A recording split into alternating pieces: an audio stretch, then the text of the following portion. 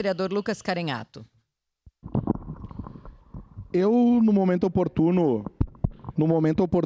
vou votar favorável, logicamente, ao pedido de informação da nossa bancada.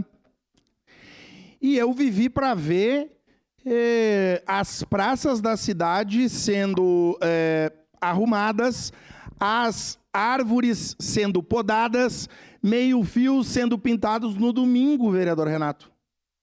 O que aconteceu na antiga colônia Campo dos Bugres?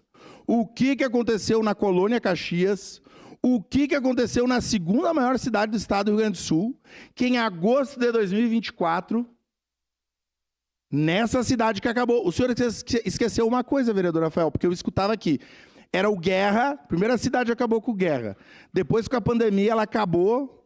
Caiu pela cruz da segunda vez. E agora com enchente é a terceira vez. Porque é só isso que eu escuto, né? A enchente, coisa... Peço a palavra. Hora extra não tem mais teto agora, né?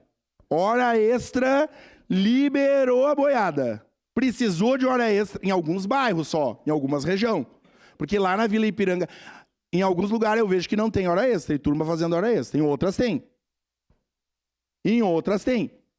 Mas que bom, se é para a cidade, eu só não entendi porque não dava para liberar a hora extra em 2021. Em 2022 não dava para liberar a hora extra. Em 2023 não dava para liberar a hora extra, não tinha, nada dava. Agora dá. E que bom que o parlamento foi considerado agora pro bis do prefeito, para a tentativa de bis. Que é até a proposta de Brasília agora vai fazer. A proposta de Brasília tem 4, 5 coisas que eu ouvi, porque eu ouvi o debate e acompanho. Então, vamos lá. E só o que eu desejo para a população de Caxias é que tenha 2 eleições por ano.